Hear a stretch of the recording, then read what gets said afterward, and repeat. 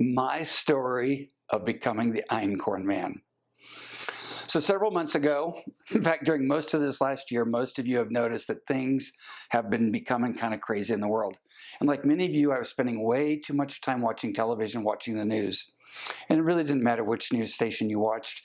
It was depressing because it just created this sense of overwhelm, a feeling of hopelessness. And my wife kept saying, Forrest, we need to cancel direct-to-TV. You need to send it back because we're wasting about $120 a month.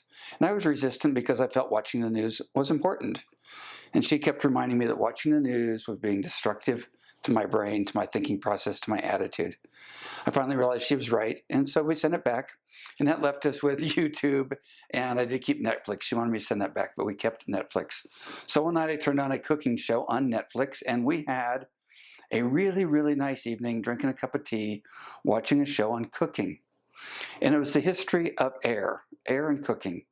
Air is all about baking bread because bread is basically flour and water, and then you add air, which is the yeast or the sourdough leaven rising. So bread becomes bread when flour and water mix, and then the air comes in and fills it up.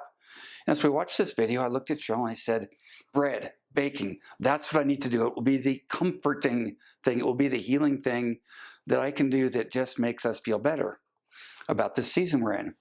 And she said, you don't do well on bread. And I said, I know, but I want to make bread. And then she said, you know, Forrest, there's this flour we have in the cupboard called Einkorn flour, and we've been using Einkorn cookies for the last couple of years, and they've set well with all of us. She said, why don't you look into Einkorn flour? So after she went to bed that night, I went scrolling through my YouTube videos and typed in jovialfoods.com and pulled up Jovial Foods. They're the people that make the Einkorn flour. And I started watching all of their videos on the history of Einkorn, the flour, the wheat, how it's grown, how it's made. And the lights went off and I thought, I can take up baking by using Einkorn because Einkorn is the original wheat. It's the only wheat still left in the world that's not hybridized. The two proteins in it, glutenin and gliadin, have actually a different chromosomal structure than all of the other wheats that have been hybridized in modern history. And because of that chromosomal difference, the gluten is different. And when you combine it with a sourdough starter, it's even more differenter. It's different.